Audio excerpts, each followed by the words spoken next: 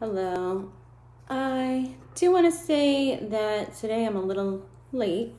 I really plan on doing this like earlier. The earlier the better, like 9, because I have things to do. But today I had things to do early. So anyway, I hope people are following along and starting to catch on and do the steps and take this seriously, because you know, for the first time in history, the human lifespan is going backwards. And people are dying 15 to 25 years younger due to preventable lifestyle choices and bad habits, such as not managing acute stress, chronic stress properly. Hang on one second. I was just looking for something. So let that sink in, because not managing our minds properly is another. When you manage your mind. So basically, managing your mind is just cleaning the mess and like restructuring it and reorganizing it. So it's like, once you face your issues, once you confront your emotional warning signals, or what are they called, your discomfort zones, or your mental health diagnoses, because that's what the DSM likes to call it.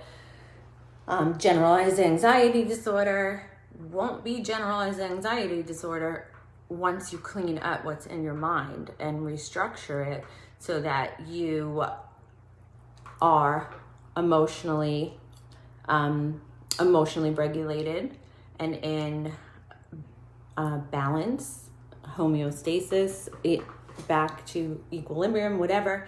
But that's how you do it, by managing your mind, cleaning up all the chaos and the chatter that's in there, and by doing this every day, you are literally restructuring the neural networks in your brain to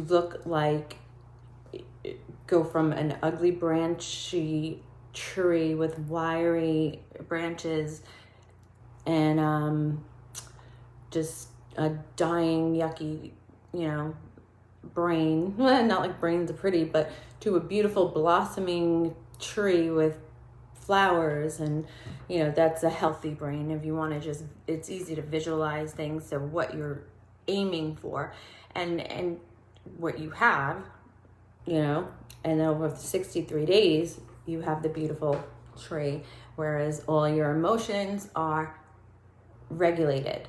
So then, after your emotions are regulated, you've cleaned up the mess that's in your brain, you use this technique as needed. So yeah, you'll still get anxiety, but you'll manage it right then and there, because you're not going to be afraid of it. It's not scary. It's not a scary thing. It's just the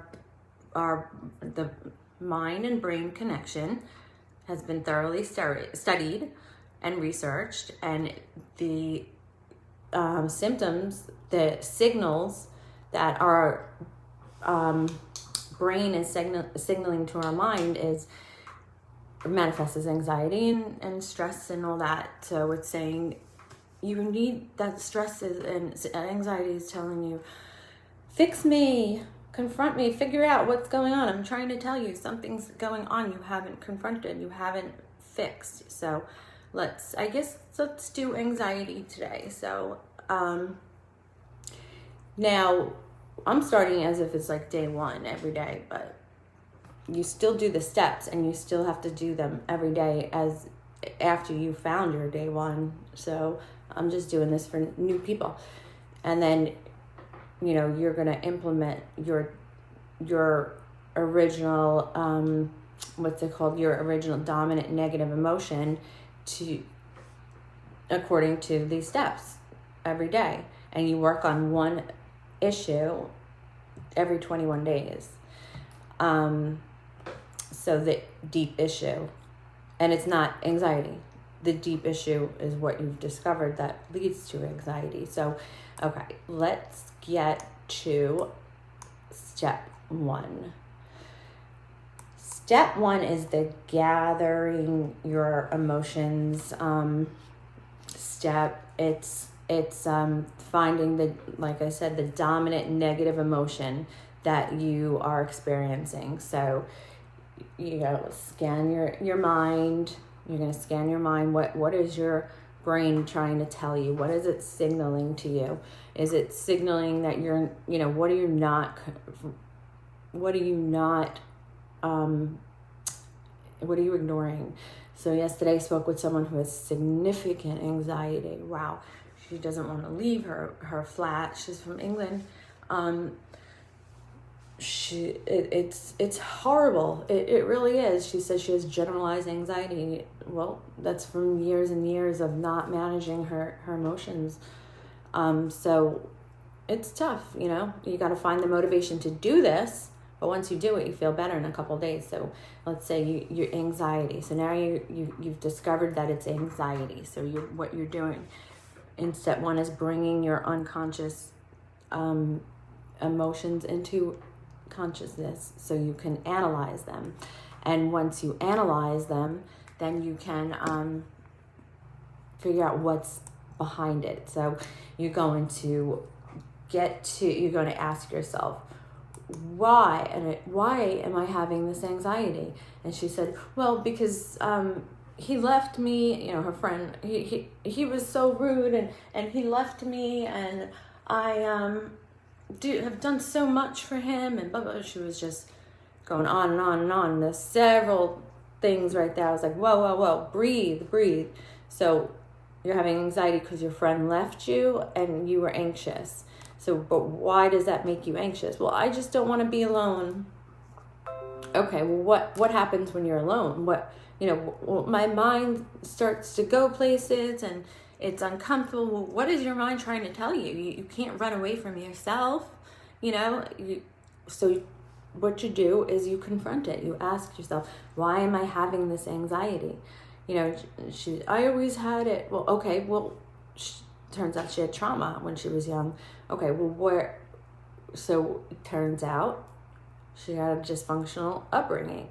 So now you're going to ask yourself, what were the things that were told to you during that dysfunctional upbringing that you're holding on to? I didn't get that deep with her, so she wasn't ready to, so I'm going to pretend that I did. So what were the things that were said to you? I was told that her father was an alcoholic. Well, he came home and I didn't know what to expect when he came home. Either he was going to beat me or buy me a present or not talk. It was just, when you live with somebody who is an addict, you have to be super intuitive and and try to gauge what you're dealing with. And as a kid, that's tough. So it teaches you to be very intuitive. So, you have to be on your toes. What are you expecting today? So, basically, her dad beat her, and she from there felt like she was never good enough for anything. So she's doing classes online, and she's sabotaging herself because of this deeper issue of not, in my opinion, of not feeling good enough, and this is sabotaging her. So this is how generalized anxiety manifests. It comes up in the most horrible times that you need to have a focused mind, but you go to study for school and you're anxious and you can't even concentrate because of anxiety. So the deeper reason, so you're asking yourself why, and then you go back into childhood, and it turns out, you were told all the time you weren't good enough, and then, but you're confronting the anxiety. What's making it come up now?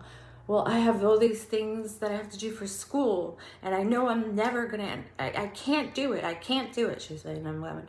Get I can't out of your vocabulary. Never tell yourself I can't. You limit yourself.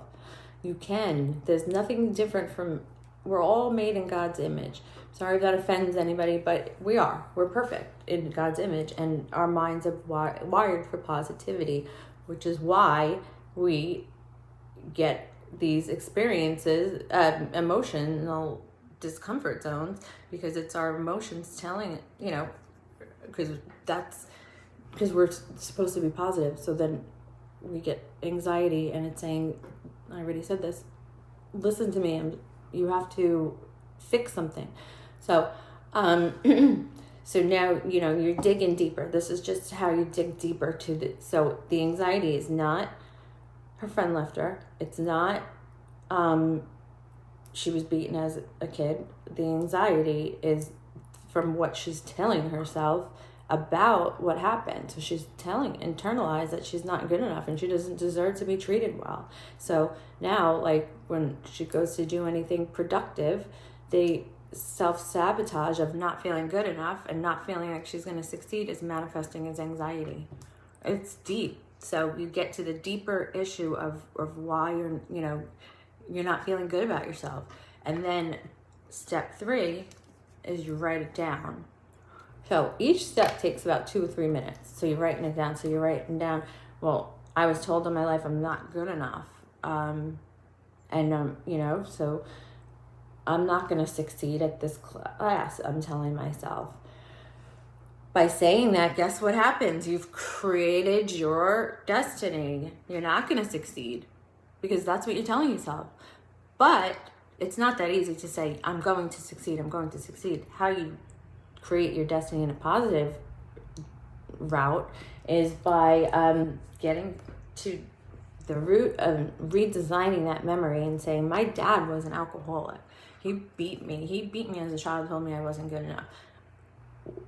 A child doesn't deserve that. He was an alcoholic, So his opinion of her and telling her, a child, that they're not, children are perfect. Children aren't flawed. They're innocent. So that belief that sticks with you is not realistic. So it's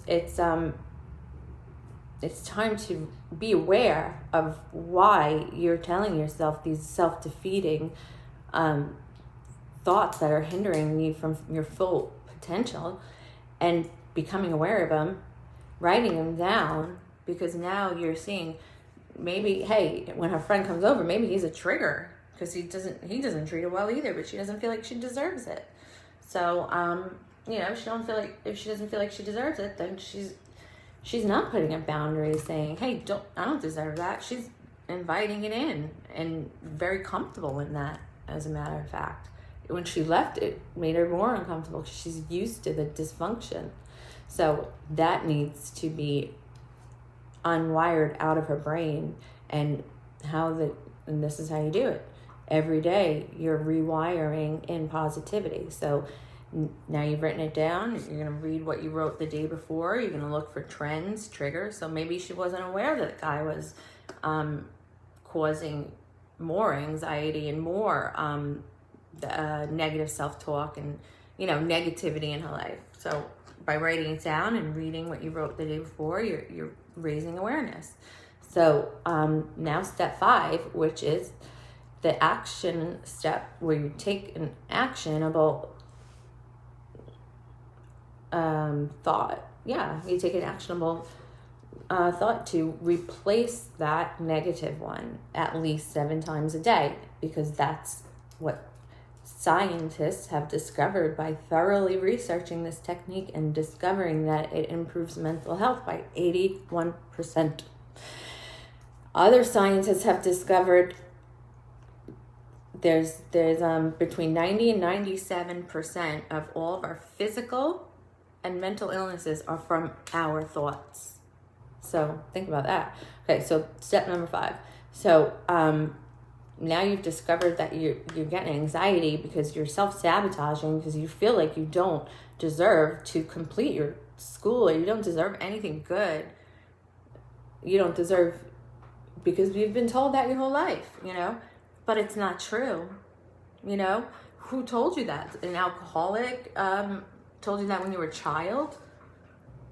Really? Like, confront that by being completely honest with yourself. Does that make sense? An alcoholic telling a child, you are never going to be anything. Is that legitimately, oh, that alcoholic told that kid he's never going to be anything? I believe that alcoholic. No, a kid could be anything. But, I hope that kind of put it in perspective. So now the action step is to tell yourself something and remind yourself like 7 times a day, not like 7 times, at least 7 times a day, and put the reminder in your phone, or every time you have a negative emotion, you're going to remind yourself that you are not going to be chained to that. Wait, let me think of something good. So you do deserve to be happy, and you're going to redesign that memory, so it's not traumatic anymore. So by redesigning it in your adult eyes, you're gonna say, my dad was sick. Okay, first of all, he was sick because addiction is an illness. I have pity for him. Therefore, I forgive him. What he did wasn't right, but I'm not going to let him control my future. He's harmed me enough in my past. I choose from now on, I'm not going to let the bad things my dad told me hold me back from my future anymore from this day forward. I deserve to be happy. So condense that and put it in your phone. And every time, like I said, in every hour, you're going to remind yourself that of every time you get it. And the bad emotion, the negative emotions are not always going to be, they're going to be different. That they're not going to be clear to what you've discovered. For example, like before I did this, and I think I gave you guys this example yesterday, I know, but the day before, but like when I was out of milk. I was out of milk, and then I was like, oh, damn, I have to go get milk. I have to, even though milk's like a couple dollars, I have to go spend money. Oh, God, I just spent money on this and that. I spend money on such stupid things. I waste money. I'm such a loser. I'm this and that. Go into the negative spiral of self-condemnation and just bashing myself over the fact that I have to buy milk, but you don't realize that's related to self-sabotage, and because all these negative emotions you're experiencing throughout the day is tied to that one core of not being good enough and self-sabotage, and so you're going to find a way to self-sabotage yourself, and little things are going to trigger it. But once you do this technique, it's crazy. That doesn't happen anymore. Wouldn't that be nice? It doesn't. So,